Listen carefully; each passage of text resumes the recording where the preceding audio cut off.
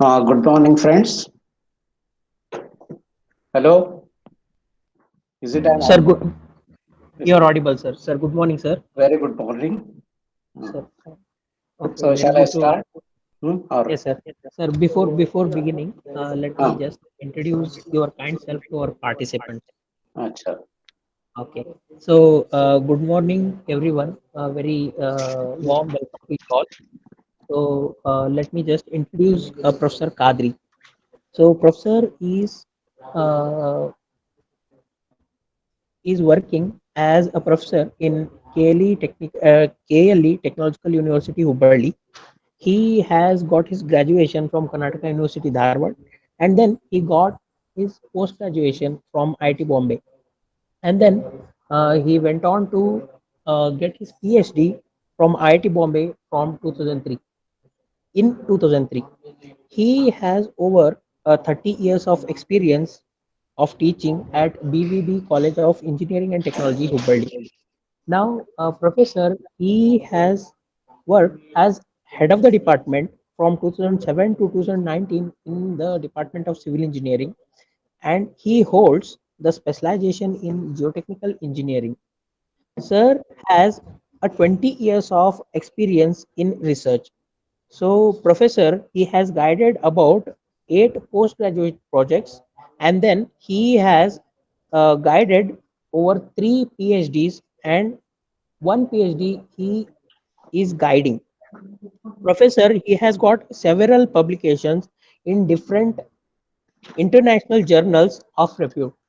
I welcome Professor Kadri sir, and I ask Professor Kadri sir to begin. Sir, over to you, sir. Thank you, Dr. Ekbote. So, I welcome to all the participants of this current trends in civil engineering conducted by BMS College, Bangalore. So, first, I thanks the organizer for giving me an opportunity for this.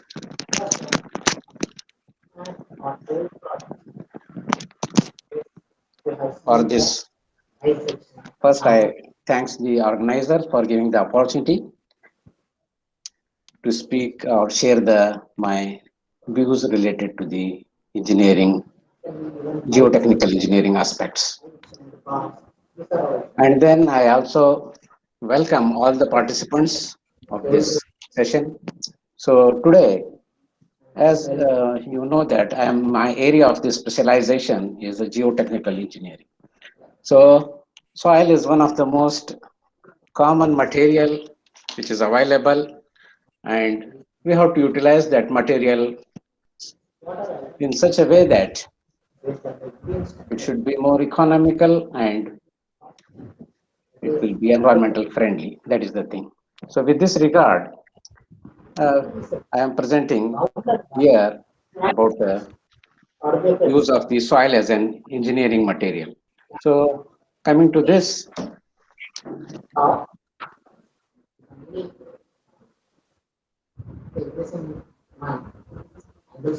so please see that the problem which I have chosen is the application of local materials in construction of landfill liners and covers. As we are knowing that there is a lot of generation of the solid waste and it has to be disposed in a proper manner. Otherwise, it causes the environmental pollution as well as ground pollution will take place. So therefore, a proper disposal process of the whatever waste generated should be carried out by available materials. So the available materials may be local soils which are very affordable price, and then the industrial waste. So these are the two important materials which are easily available and then can be utilized for economical construction purpose. So therefore, we have used this as a materials for the our construction of the landfill liners. Now, Coming to the soil as an engineering material. As a geotechnical engineer, so geotechnical engineering deals with the soil as an engineering material. So we are coming across number of structures. As a civil engineer, we are constructing many structures. So let us have, this is one simple structure. It is a 2D, simple shallow foundations, G plus 1. And on the right side, there is another structure that is a high rise structure. It is a on piled foundations. So shallow foundations and piled foundations. So whatever load which is coming will be transferred by the soil which is available. So depending upon the type of the structure and depending upon the soil of properties, we have to design a suitable foundation. So now coming to the another type of the structure, say it is a machine foundation. So a machine foundations that generates the dynamic forces. So therefore, here soil is subjected to the dynamic force, and we should see that it should be stable in that conditions. Amplitude of the vibration should not affect the system. So for that, we have to design suitably machine foundations. For that, we must know the dynamic properties of the soil. Similarly, there is another structure, say it is a retaining structure. So here soil act as a foundation as well as in retaining structures, we can use the soil or construction locally available materials for that.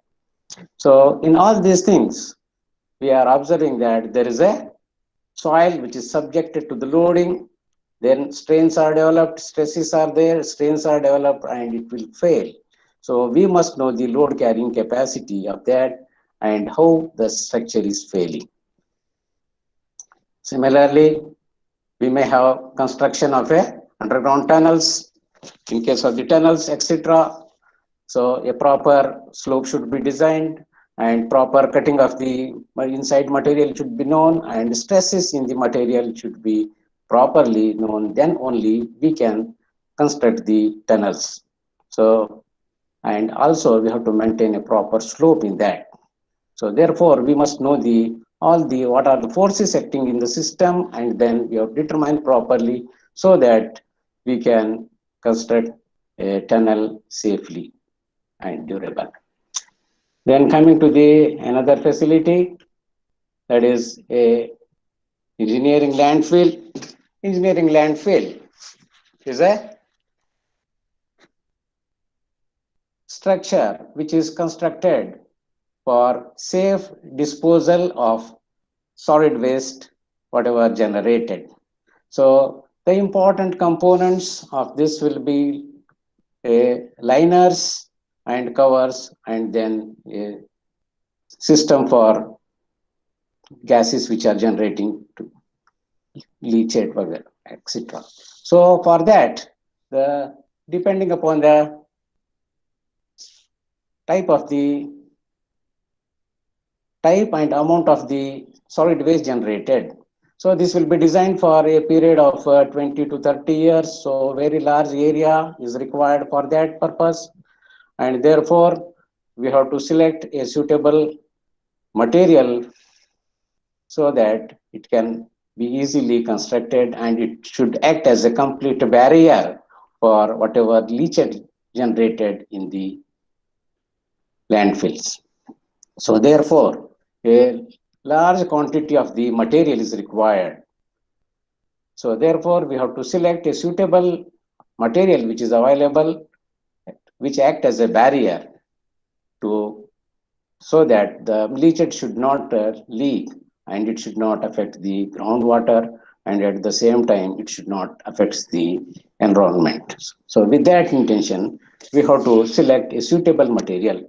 So here in this case, we are using, we are constructing liners and covers. So they are generally made with the help of a locally available material, especially soils. So therefore, we must know what are the soil properties required, and then what amount of the soil required, availability of the soil.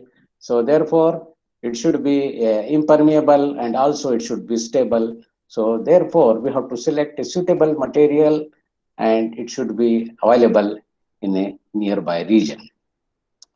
So this is one facility which is there. Then next, in case of the bridges, the whatever load is coming, that will transfer to the soil, and stresses are generating in the soil, and due to this, the soil is getting subjected to the strains, and then ultimately there may be failure, unequal settlement, or shear failure may take place. So these structures show that all soil compress noticeably when when they are loaded, and cause the supported structure to settle. If the soil of sufficient bearing capacity lies immediately below this structure, then the load can be spread by footing. So generally about 25% of the total construction cost is spent on the foundation.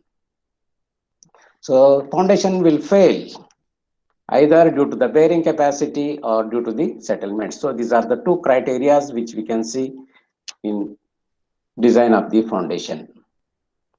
That is, it should not fail under bearing capacity, or it should not excessive settle so that it cause the failure in the superstructure, or its use of the structure may be affected.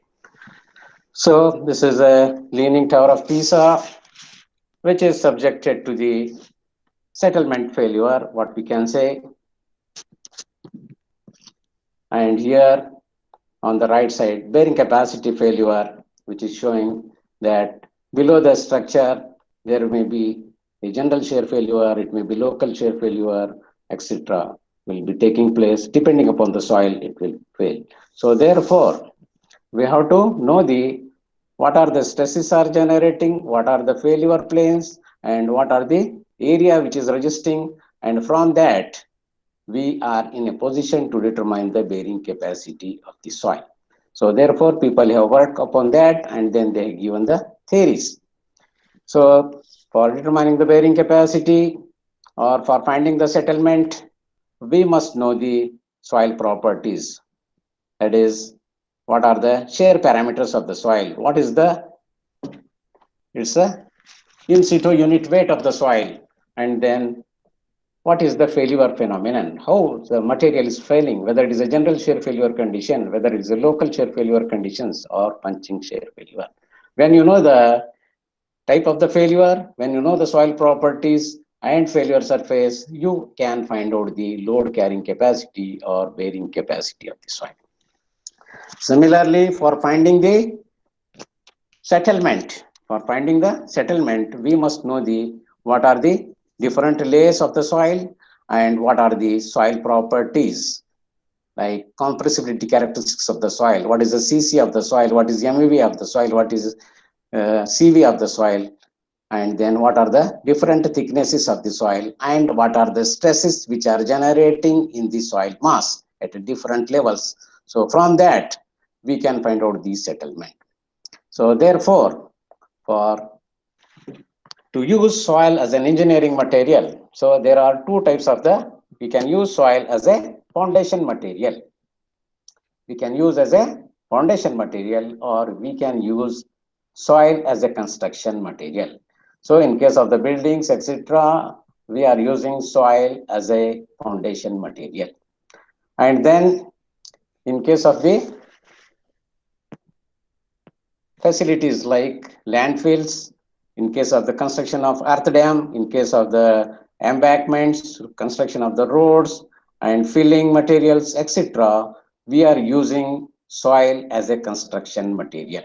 So therefore, to know the behavior, detailed soil properties are required. First is detailed soil properties are required, and we must know the failure mechanism in the respective structure. So when you know these two things, then we can design a suitable structure, or suitable material can be designed, and then we can satisfy the required criteria. So in our problem, we are designing the landfill. So for that, what are the properties required for the liner material and for the cover materials, that we have to decide, and what are the properties required for that and how to achieve that, that is there. Now, this shows that there is a problem of the soil, and we have to use soil as a engineering material.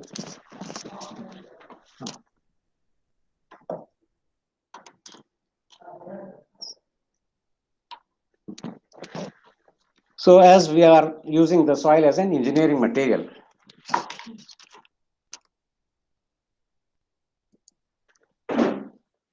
as I have told that soil is an can be used as a foundation material or an construction material, but we require a important soil properties and failure mechanisms. These are the two things which are required to use soil as an engineering material. Now, how to get those properties and what are the properties required, etc., must be known to us. So, for example, if you want soil as an engineering material, there may be, it can be used as a foundation material or it may be construction material. So in case of the foundation material, we must know what are the design criteria for a foundation. So design criteria for foundation is bearing capacity criteria, that is shear failure criteria, and second is settlement criteria, and in some cases that is in case of the dynamic, so amplitude criteria may be considered. So these are the two basic criteria, that is bearing capacity criteria and settlement criteria. So we must know how to determine the bearing capacity.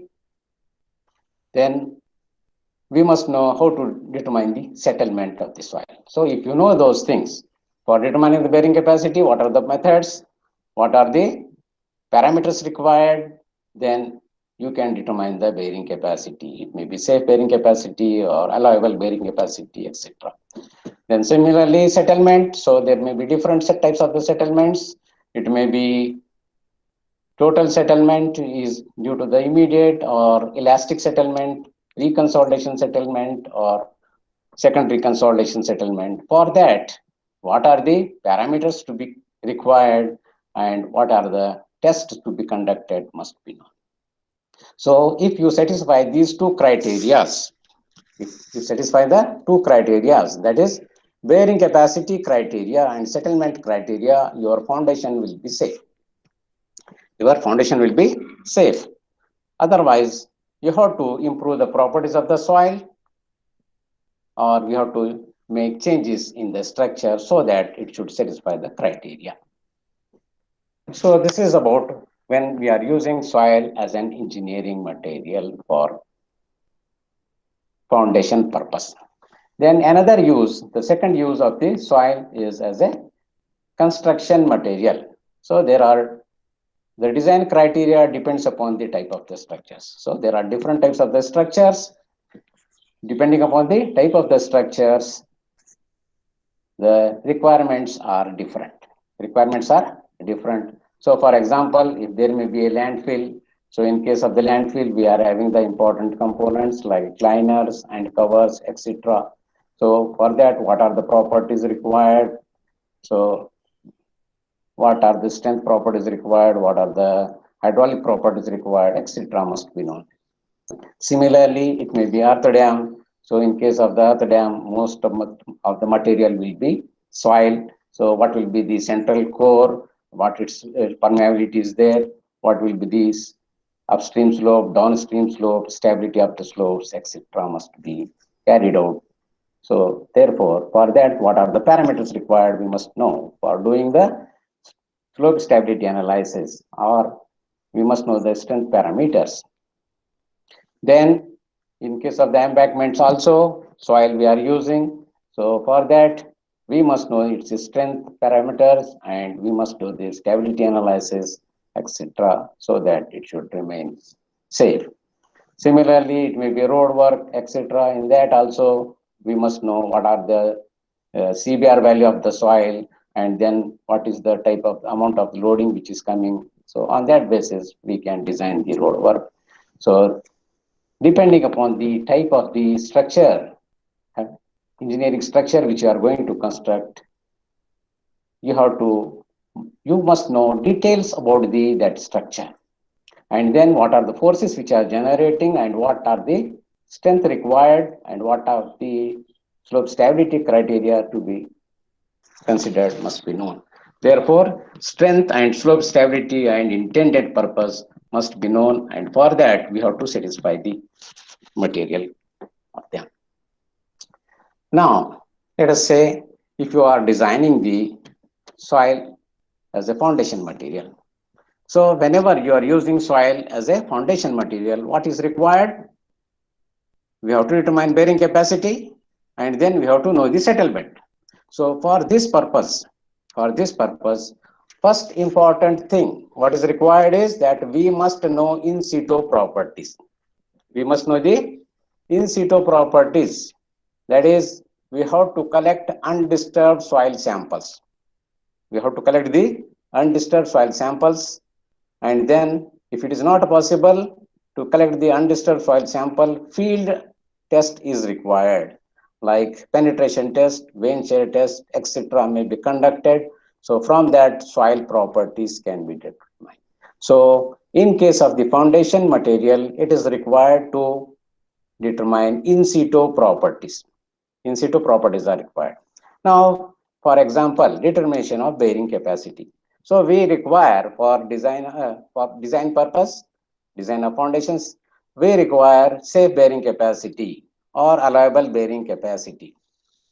So the parameters required for this design of bearing capacity, that if the we are getting the soil sample, undisturbed soil sample, we can determine the what is in situ unit weight of the soil, what is the shear parameters of the soil, that is C and phi of the soil. Then we can select a suitable theory, either Terzaghi's theory or Brinch-Henson's or Indian Standard or any suitable theory. From that, we can find out the ultimate bearing capacity. Then we can find out the safe bearing capacity or allowable bearing capacity can be determined. If the soil samples are not available, if the soil samples are not available at that time, what we have to do? We have to conduct the penetration test like SPT test, and then cone penetration test, etc. may be conducted. From that, we will get the soil properties, relative density of the soil or unconfined compressive strength of the soil, and from that we can get the bearing capacity of the soil. So the parameters required for determining the bearing capacity analytically are, we must know gamma, C, phi, N, NC, etc. of soil strata or rock strata, and also we must know the water table. Generally, the tests which are needed for determining these values of CFI are shear test, that is triaxial shear test or direct shear test. Or in the field test, we can get the SPT test or CPT test or vein shear test that will give the some value, some number. So from that, using the correlations, we will get the relative density of the soil, then angle of internal friction, and then we can find out the property bearing capacity of the soil. So this we can get analytically, or we can get by conducting plate load test or other methods are there. Using that also we can do, but this method is very easy and safe method because we know the properties of the soil and we can determine analytically. So this is about when you are using soil as a foundation material. So in soil foundation material, first criteria is bearing capacity. Second criteria is settlement analysis. We have to calculate the settlement. So settlement should not be excessive, or the differential settlement should be within the permissible limit. So the settlement should be within the permissible limit.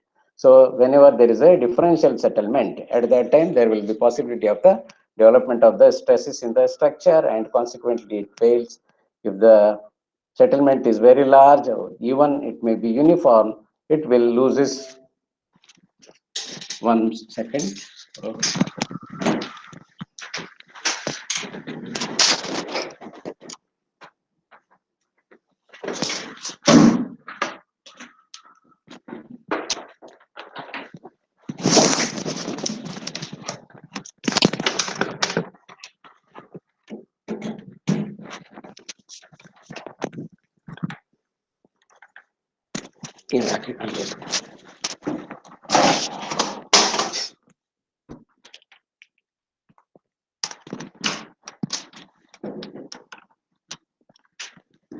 Hello, sorry for the interruption. So there was some battery problem was there. So in this way, we can determine the bearing capacity.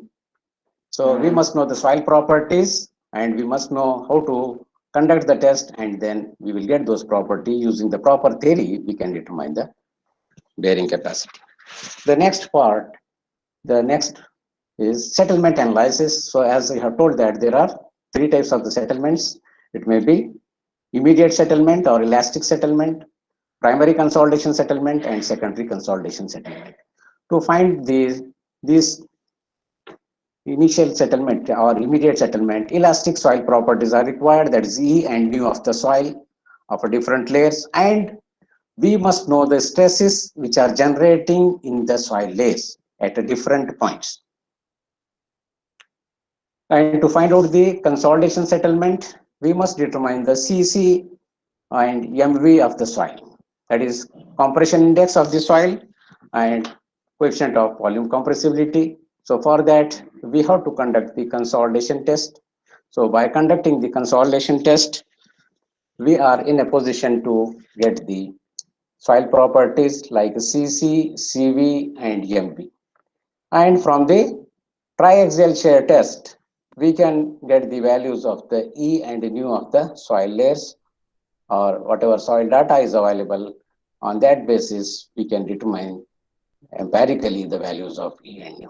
So in this way, for carrying out the settlement analysis, these two parameters, that is gamma, CC, CV, MV, E and nu of the soil is required. And second thing is that we must know the stresses which are generating in the soil mass at a different levels. From that, we can do the settlement analysis, and we can get the value of the settlement. So that settlement should be within the permissible limit. So in this also, we require soil which is in situ soil. That is, undisturbed soil sample should be taken, and then these tests will be conducted. Then only we can get these parameters, and we can calculate those CC, MV, and CV of the soil. So therefore, in case of the foundation problem,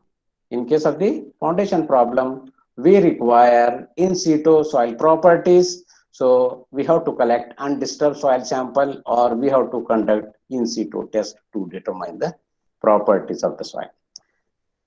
Now, the second aspect of the use of the soil is soil as a construction material. So the second aspect is we are using soil as a construction material. So the first important thing to know the properties of the soil, how to proceed in this case is that first we have to collect the soil sample from the source, then we have to conduct the classification test and compaction test. We have to conduct the classification test and compaction test. That is, in case of the classification test, it may be grain size distribution, it may be sieve analysis or pipette analysis. From that, you can get the detailed grain size distribution. And then for classifying the fine grained soils, we require the Atterberg limits. So in this way, if you are in a position to get this, grain size distribution curve. So from that, we can come to know what type of the soil is there. What is the gradation of the soil? Whether it is a well-graded soil, whether it is a uniformly graded, or whether it is a poorly graded, etc. So that is the first test which you have to conduct if you are using soil as a construction material. Then second important test which is required, that strength test. That is, what is MDD, degree of compaction of the soil. That is maximum dry density and corresponding water content. So if these two things are known to us, that is type of the soil and what is the MDD and OMC of the soil, then we can go for the using the soil for construction purpose.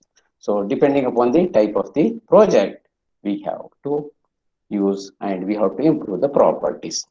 Therefore, in case of the, if you are using soil as a construction material, if you are using soil as a construction material, remolded samples are used to determine required property depending upon the type of the structure. So here, what type of the sample we are using? It is a remolded sample. Whereas in case of the soil as a foundation material, we have to use in situ properties. So that is the main difference between this construction material and in situ and foundation materials. So parameters required maybe in this will be gamma, CC, CV, MV, so that we can determine the compressibility of the strata, whatever we are designing. Then gamma, C and phi, that is cohesion and angle of internal friction. So in that case, we want stability analysis. So for that, different conditions may be there.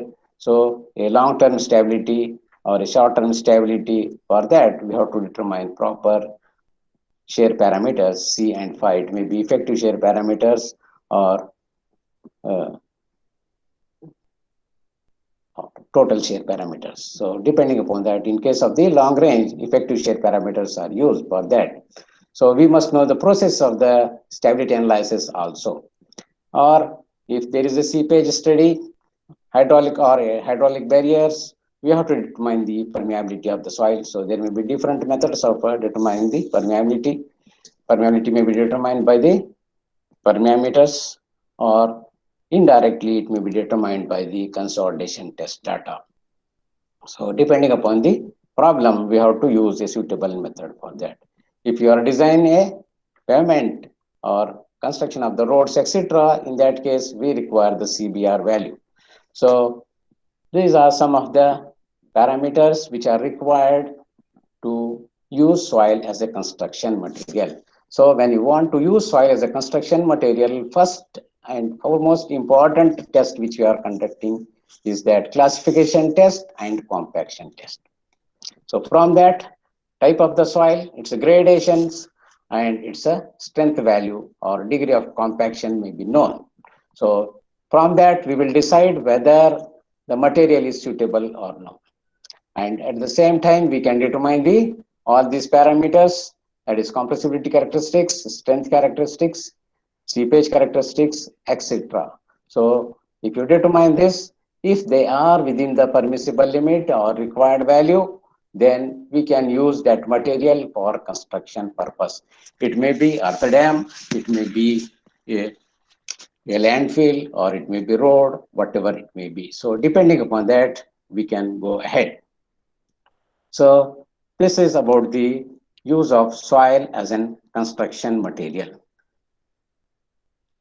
So when you know that, depending upon the type of the project, we know the soil properties, we know the gradations of the soil, and we know the type of the project, and we know the intended use of the project or structure. So for that, whether the whatever properties we are determining, we are getting are as per our requirement or no. If it is not there, what we have to do? We have to change the grading of the soil, or we have to improve the properties of the soil so as to get the desired property. Therefore, to use soil as a construction material, we have to modify the properties as per the intended use.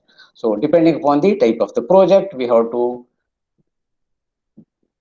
obtain the desired properties. So for stability analysis, C5 parameters may be needed, and for barriers, permeability may be needed, or for embankments or for roads, pavements, etc., CBR value may be needed. So for that, we have to see that for the design purpose, what are the values required, and for that, what is the strength required, etc., should be modified by different means. You can add the properties of the soil may be improved by different means depending upon the type of the structure which you are going to design. So this is about the, what I can say, use of the soil as an engineering material. It may be a foundation material or it may be a construction material. Now, for foundation, we have to find out the bearing capacity and settlement, and then we have to satisfy that criteria. And for construction material, we have to collect the soil sample for disturbed soil samples, remolded samples, we are determining the soil properties. So when you know the properties of the soil, for that you have to go to the site, collect the soil sample, and then we have to find out the its properties. After finding the properties, we have to see that whether it satisfy the required condition or not. If it satisfies, it is fine. Otherwise, you have to modify the properties as per the intended use. So in this way, we can improve the properties and we can use for our purpose. So our problem is that we want to construct a landfill. Our aim is to dispose the solid waste generated. So therefore, it requires a very large area and it requires very large quantity of the material for design and construction of the liners and for covers. So for economical design, we have to see that local available material or a waste material should be used so that it will be economical and it will be durable. So with that intention, we are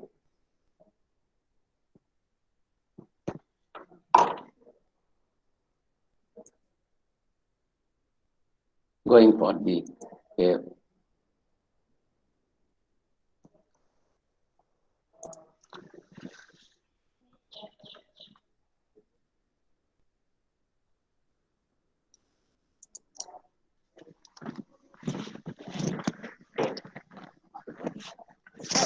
so this is one study which we have carried out at our institute.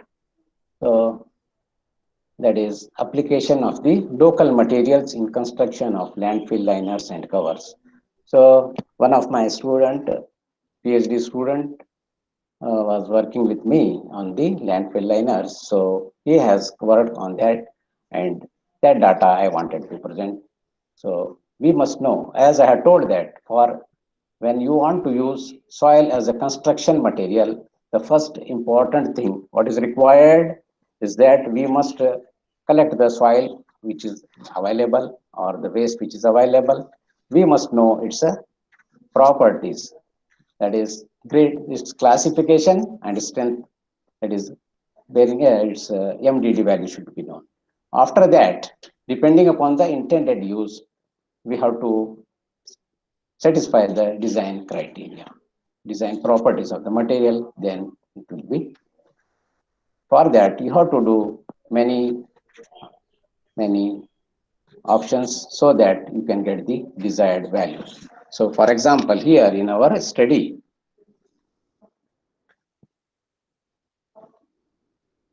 engineering landfill. So this is a brief study related to the work carried out at our institute. That is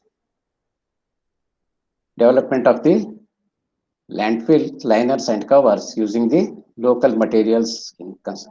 So here the presentation of this part is that introduction of the landfills, then need of the study, scope of the present study, methodology, experimental investigations, conclusions, and some guidelines for using the material, whatever we have.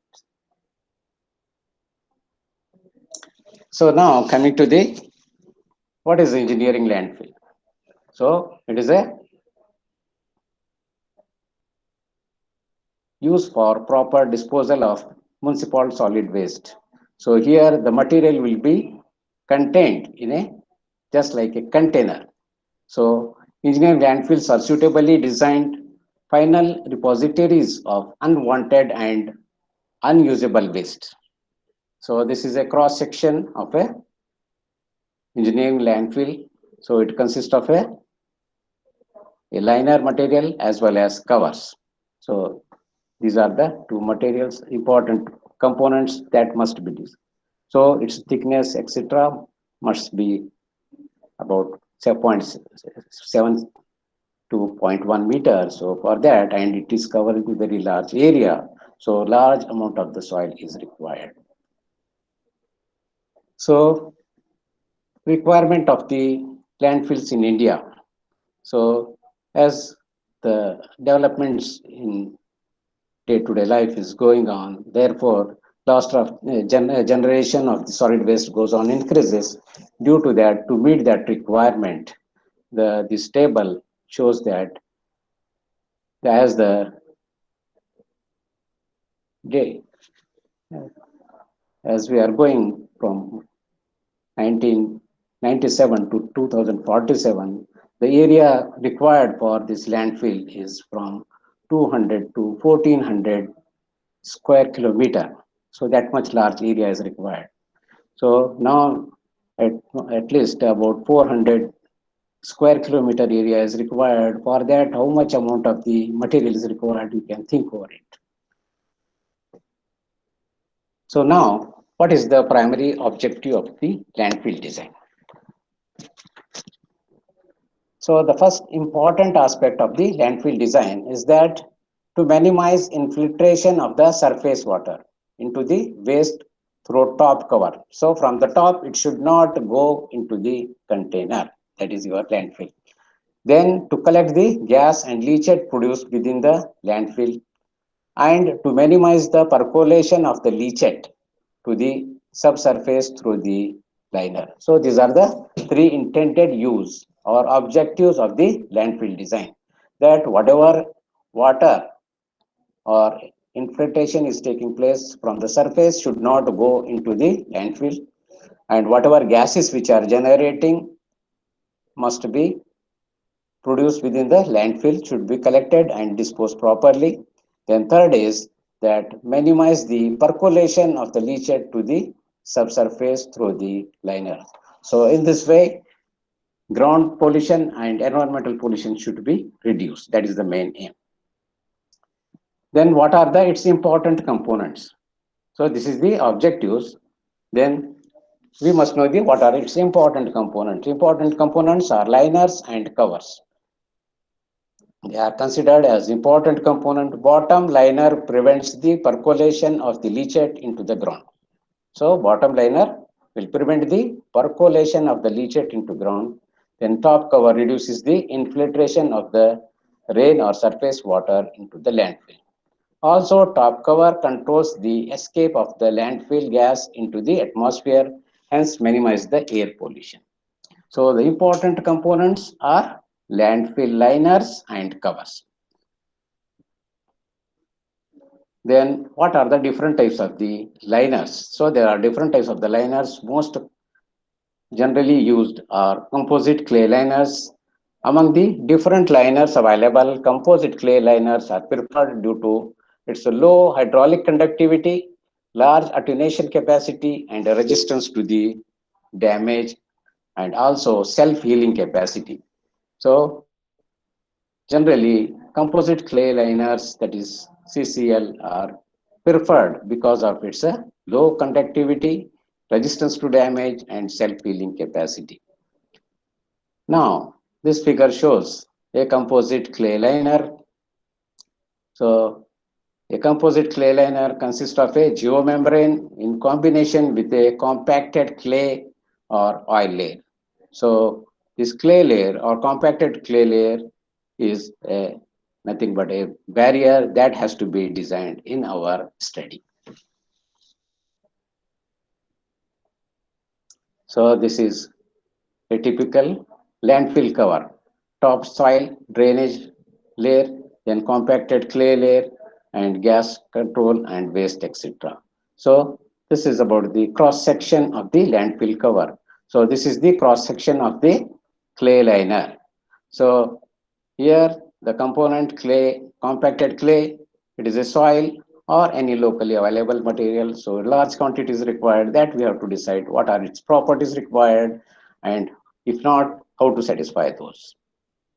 Similarly here, compacted clay layer is compacted clay layer.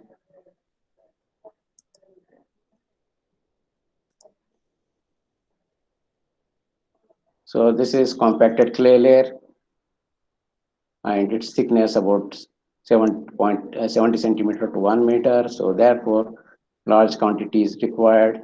Similarly here, compacted clay layer. So therefore, we have to use a large quantity of the soil. We must know what are the properties required for that. So the properties required is hydraulic conductivity, which should be less than 1 into 10 raised to minus 7. So for liner materials, this is the permeability required.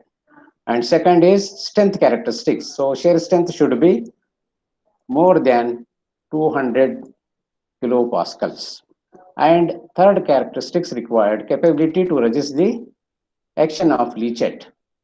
So for that, pH, so it should work in the range 3 to 11.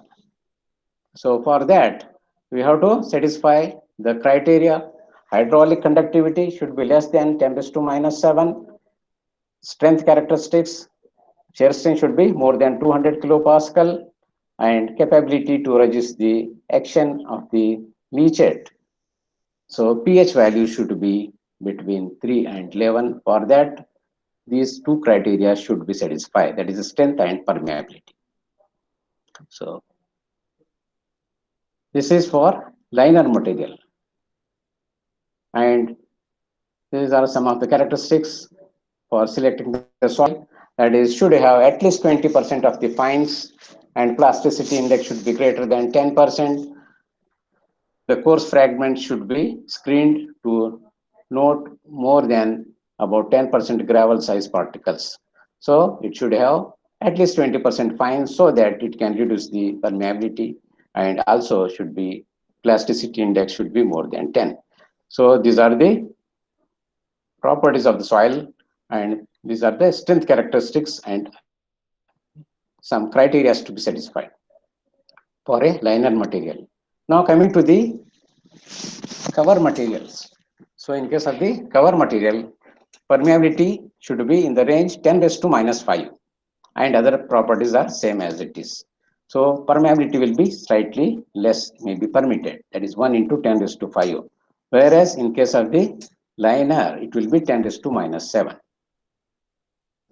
So therefore, composite clay liners and covers are well suited for developing countries. So why we have taken this is that composite clay liners and covers are well suited for developing countries like India. The problem associated with these liners is non-availability of the suitable material for their construction at the site. These liners and cover work out to be costlier if they are constructed using imported material. Hence, an urgent effort is required to study the suitability of the on-site or local material for the construction of liners and covers. So, many researchers have worked in this area. So, they have given the motivation for us, and then we have worked in this direction. So, scope of the present study is that for getting the liner material and cover material, we have conducted this test and we have determined the soil properties suitable for that purpose. The scope of the research is limited to the study the suitability of locally available soils and industrial process waste. Find the optimum quantity of the blending materials required to achieve the required hydraulic conductivity and strength under laboratory conditions and predefined physico-chemical environment. That we are determining the permeability, then we are determining the strength characteristics, and these characteristics should satisfy the required conditions in the physico-chemical environment. That is, it should satisfy the in a different pH values from 3 to 11. So methodology what we are adopted is that the method adopted for study includes selection of locally available soils and industrial process waste. Industrial process waste, determination of basic geotechnical properties of these materials, determining the optimum dosage of the additives to achieve the required hydraulic conductivity, laboratory tests to study the effect of the different physico-chemical environment on the hydraulic conductivity of the study material. So, whatever materials, first we have selected the materials, local materials, or it may be industrial process waste. And then first we have determined the geotechnical properties, and then to make them suitable, we have blended with the suitable blending material, and then to improve the soil properties, some additives are mixed so that we can get the soil properties as per the requirement, and that process is followed, and it will be tested under physico-chemical environment to satisfy the required condition in the life period of the liners and landfills. Now, the material which we have selected, we have selected about 5 sites. One is locally available natural soils from the Hubli and Kolar regions are collected. Then industrial process waste from the Belgaum, then Ilkal and Koppal regions of the Karnataka state are used. So the local soils which are available in the Hubli and Kolar are collected, and then they are used for that purpose, and their properties are determined, and we have tried to satisfy the required criteria. Then similarly, industrial waste from the Belgaum, Ilkal and Koppal region are used, and then selection, after that selection of the material was first made based on their basic geotechnical properties and potential availability in the respective regions.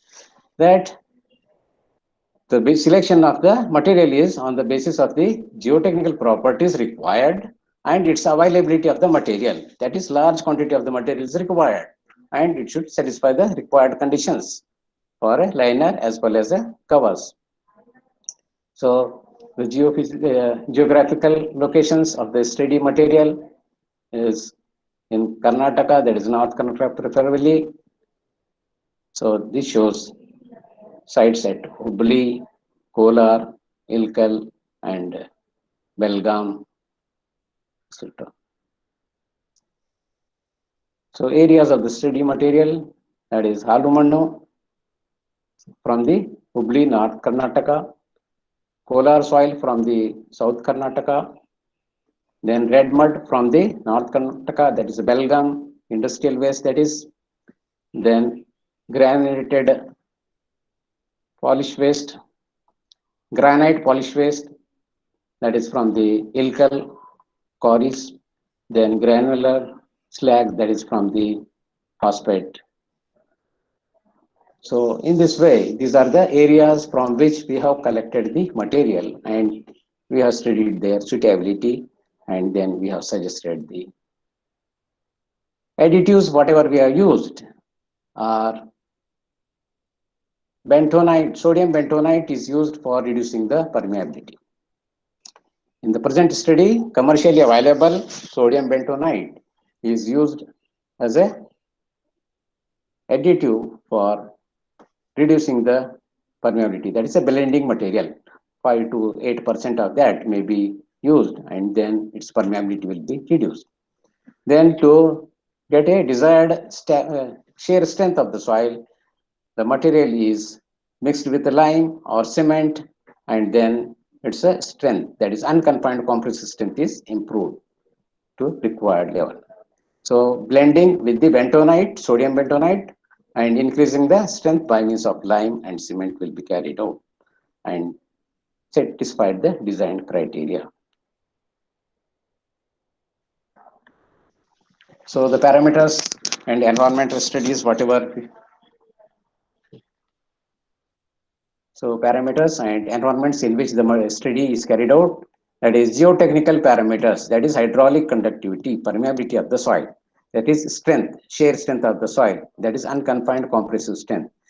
So these properties are studied or determined in the both the conditions, that is in physico-chemical environment, that is in the pH range of 2.5 to 12.5. So we have conducted the test at 2.5, conducted at a 7, then conducted at 12.5, and then we have determined the properties and we have satisfied the criteria in the required environment also.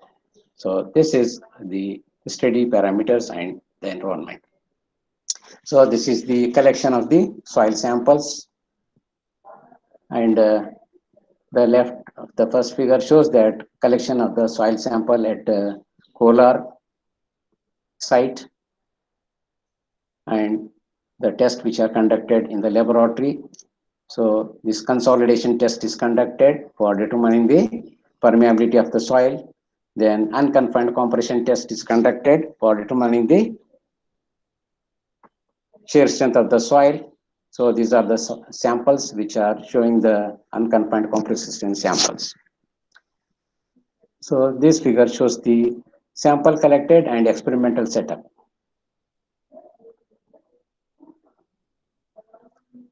So these are the properties of the soil which are obtained.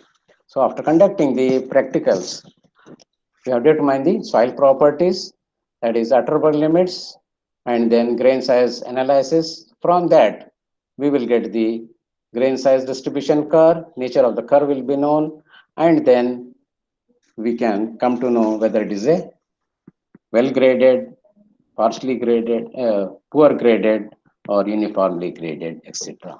So it may be for the aluminum, kolar soil, or granulated clay, red mud, etc. So, for example, in case of the aluminum, the properties of the soil, that is liquid limit, plastic limit, are 46.5, 33.62, and plasticity index is 12.8. So it is satisfying the criteria, that is the plasticity index is more than 10. And grain size analysis, the gravel size particles are about 15%. So it is in the range less than 20, and percentage of the silt and clay is also acceptable. Then clay size particles are also present, that is 9.8%.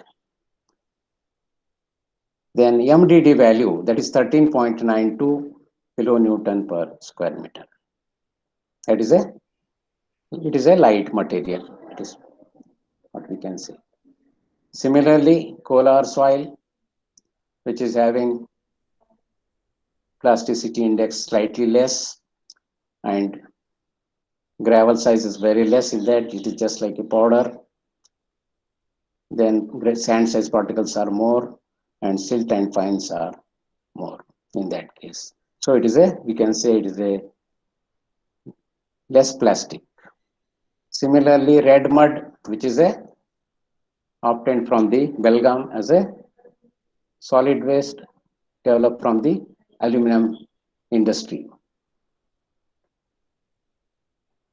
So this chart will give the details of the geotechnical properties and basic properties of the soils or material which are collected. All five materials are listed. So this figure shows the grain size nature of that.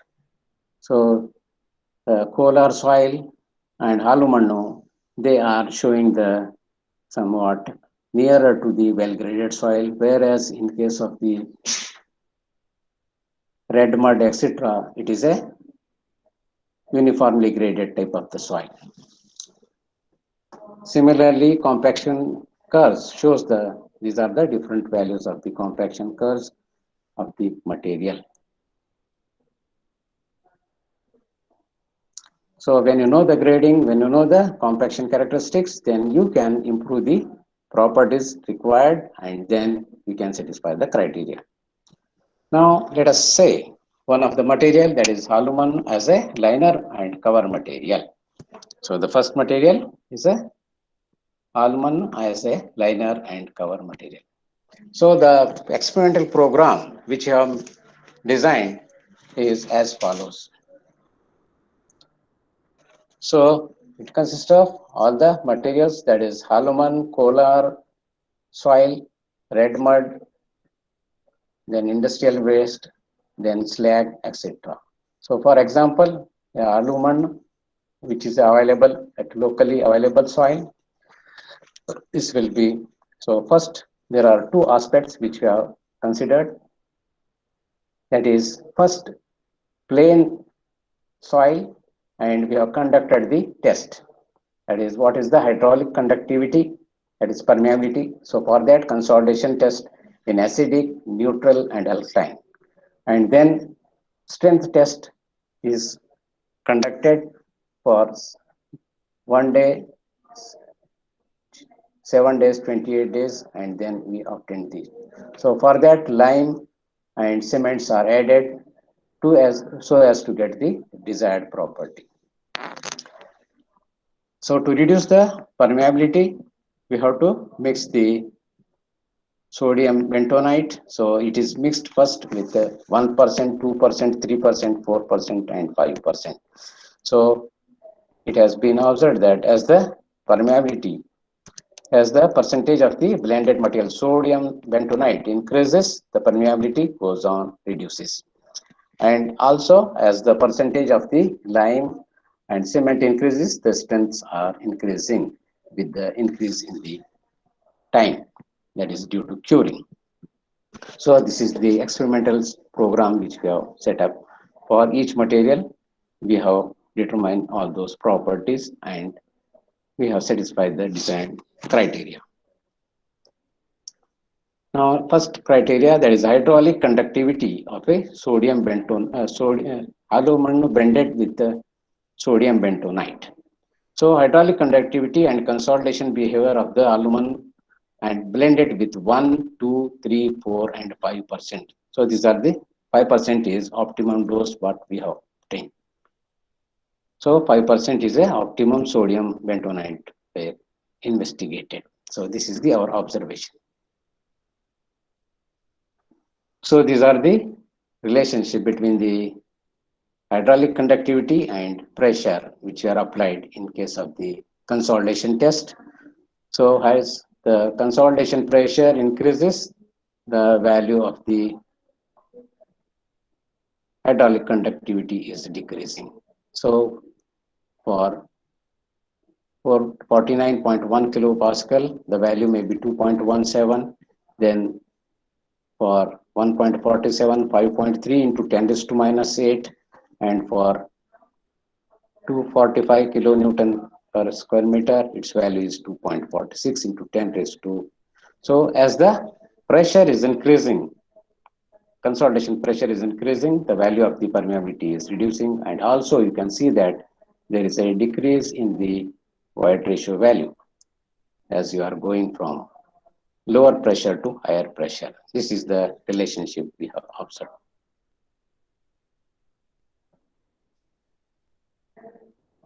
Then consolidation behavior,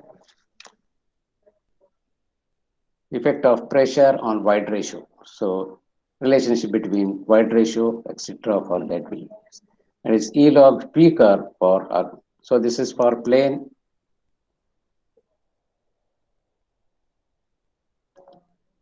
And this is for effect of pressure on volume change behavior. That is the pressure, and MV value, that is coefficient of volume compressibility.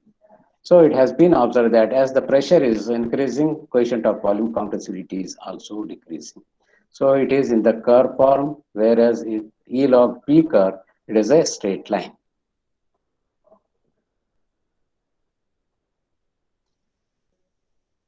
So this is the effect of a hydraulic conductivity of aluminum blended with 5% of sodium bentonite. So here, aluminum with the distilled water or pore fluid is use. So here distilled water is used so these tests whatever we have conducted for a plane, and then we want to conduct in a different environment. So that is a normal environment and in acidic conditions as well as in case of the acidic as well as alkaline conditions. So this is the test which is conducted in the distilled water as a pore fluid, and the similar phenomenon is observed. Void ratio is decreasing from 0.83 to 0.76, and value of permeability is also decreasing. So this is consolidation behavior of the Alumanu blended with 5% bentonite, effect of pressure void ratio, yield of peaker, etc. So this is the hydraulic conductivity with the sodium bentonite added. So this is for a pore fluid with pH 7. So Halumanu blended with 5% of the sodium bentonite has achieved the hydraulic conductivity to the desired value, but it could not exhibit the desired strength. So whatever values we are observing that it is getting the desired conductivity, but strength is less. So for that, what we have done, we have increased the strength by adding lime as well as the cement. So 2 to 4% of the lime will be mixed and 1 to 2% of the cement, and then unconfined compressive strength is determined. So this is the value which is showing the increase in the unconfined compressive strength. So this is the composition. So just after the test, it is 70, but after mixing sodium bentonite, it has certain value 88, and then for 2%, it will be 123, and after a time period of 28, it will be 335 with the lime. So as you are increasing the lime content, the percentage of the strength goes on increases. So 2%, 4%, and 6%. So these are the graphs showing the strength versus the amount of the material which you are mixing. So this is the increase in strength with the addition of the cement. So addition of the 1% cement, 2%, and 3% cement is there. And these are the increase in the strength values 291, 502, 758. So desired value is 200, more than 200 is required. So comparison of lime and cement addition on the UCS plus 5%. So 2% lime and 2% cement, these are the values which are giving. So after 6 days or after 1 week, it has been observed that a 2% of the lime or 2% of the cement is sufficient for getting the required value in normal condition. Then effect of lime and cement on OMC and MDD. So that will be get affected. That has also been rectified, and that can be seen. This is the effect of lime and cement on OMC and MDD values. That is,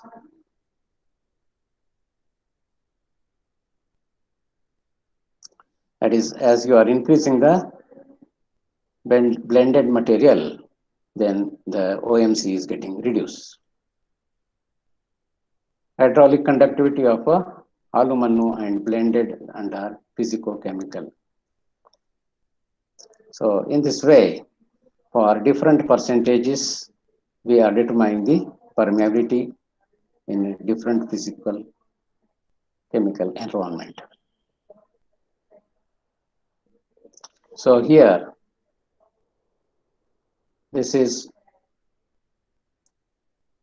for pH value 2.5. This is for distilled water. This is for 12.5.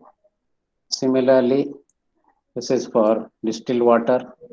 This is for 12.5. So in this way, different environments in which we are determining the soil properties and either lime or cement, whatever it may be. For that, whether the K value, whatever we are getting, are as per our requirement or no. 2.77, then 1.25, 8.8 into 10 raised to minus 8. We require 10 raised to minus 7. So therefore, this value may be considered as a required value, or it may be required, this value may be required with the lime. This will be for the cement. So in this way, we can justify the results. So this is the relationship between the hydraulic conductivity and different types of the soil samples in different physico-chemical conditions. So this is about the one of the soil which we are used as a local material. So what we have done, we have used the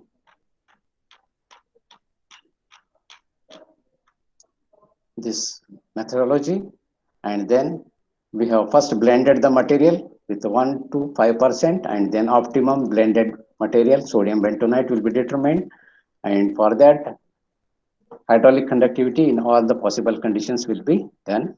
Then strength test, to improve the strength we have mixed the lime and cement, and the strength will be studied at a different time intervals, that is 0 to 28 days for curing concentrations.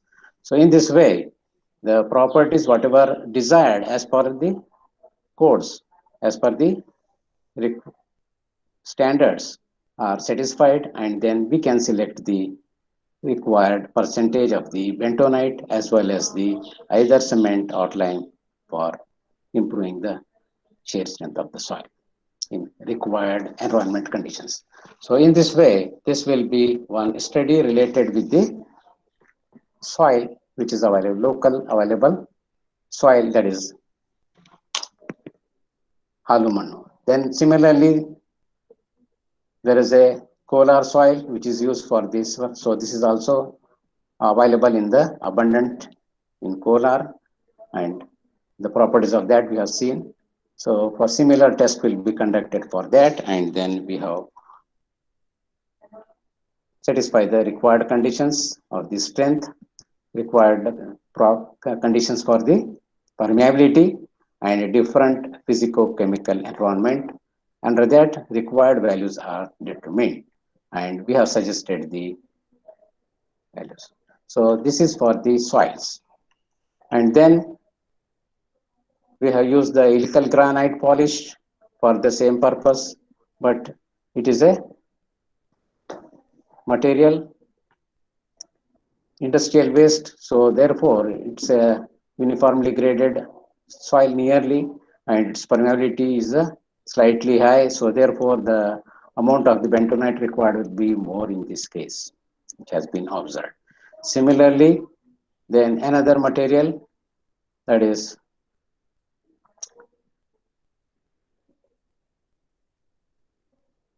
granulate slag. So it is a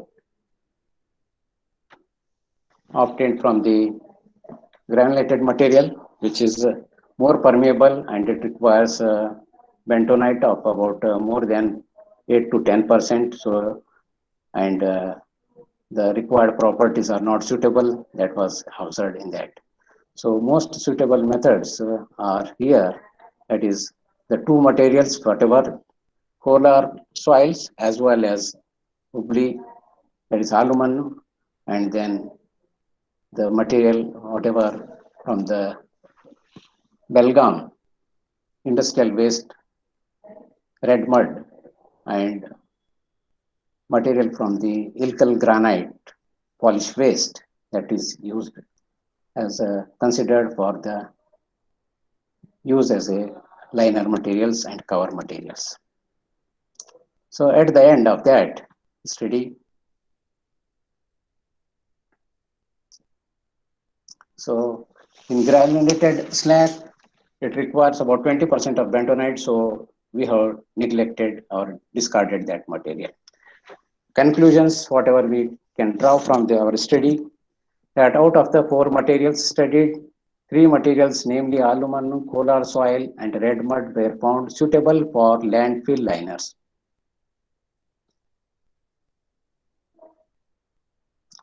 So they are useful for the landfill liners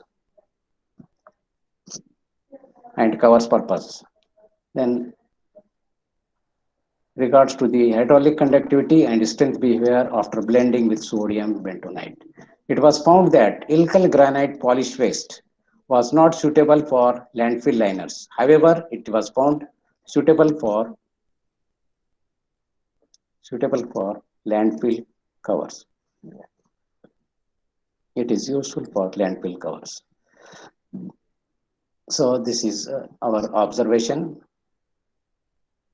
Then optimum dosage of the bentonite is about 6% for aluminum and 2% cement or lime is necessary for getting the required strength. Optimum dosage of the bentonite to achieve the required hydraulic conductivity for kolar soil is 8% by weight, and for strength requirement 2% of the cement or lime. Optimum dosage of the sodium bentonite to achieve the required hydraulic conductivity for the red mud, that is industrial waste, is 6% by weight, and for strength requirement, the optimum dosage of lime is 2%. Then optimum dosage of the sodium bentonite for alkyl granite polish waste to obtain the required hydraulic conductivity is 7% by weight, and 2% of the cement and 6% of the lime if we are using as a strength increasing material or additive. The comprehensive geotechnical, geoenvironmental characterizations of the locally available materials like aluminum, kolar soils, red mud, alkyl granite, polish waste, and granite slags are presented for the first time in the Karnataka state, India for landfill liners and cover applications. Out of this present study proposes the local soils which are non-productive and industrial process waste which are facing disposal problems in the construction of liners and waste of the impoundments. So from this study, we have given some guidelines that how we can use that for our liners and covers purposes. So based on the experimental results, following recommendeds are made to prepare the guidelines for liners and cover materials to be used in the landfill liners and covers of the waste impoundments in the Karnataka state, India. So in the Hubli region, aluminum which is available. So aluminum with 6% of the sodium bentonite by weight mixed with the 2% of the lime at a optimum moisture of the 32.5 and MDD of 12.9, or 2% of the cement at a OMC of 32 and MDD of 12.8 shall be used as a liner and cover materials. So this can be used for liner as well as cover materials. Kolar soil with 8% of the sodium bentonite by weight mixed with 2% of the lime at OMC of 18.5 and MDD of 7.3, or 2% of the cement and 18.5% at MDD of 17.3 shall be used as a liner material. So this is in case of the kolar soils. Then red mud which is available at Belgaum. So it is an industrial waste. So with 6% of the sodium bentonite by weight mixed with 2% of the lime at OMC of 25.8 and MDD of 15.59, or 2% of the cement with the OMC of 25.85, we can use as a liner and cover material. So all these three materials we can use as a liner and cover. Whereas alkyl granite polish waste with 7% of the sodium bentonite by weight mixed with the 2% of lime at OMC of 30% and MDD of 15.59, we can use as a cover material. It is used as a cover material. So thank you very much for patient hearing, patient listening. So now I want to conclude closing by saying that soil is one of the basic engineering material which is useful for the construction purpose as well as foundation purpose. So we must know the required soil properties. We must know the required soil property to use as foundation material or to use as a construction material. So to use as a construction material, we require what are the required properties, what are the desired properties for the particular work. So therefore, first what we have to do, we have to collect the soil sample and first we have to find out the classification test on the soil or the material, and then we have to find out the MDD and OMC of that, and after that if the properties are not matching, we have to blend with the suitable material for required thing, and if strength is required, so we have to add some additives, and then we can improve the soil properties. So in this way, we can proceed for liners and covers, or in any problem, engineering problem, we can go with that. Hello, hello. Begin, madam.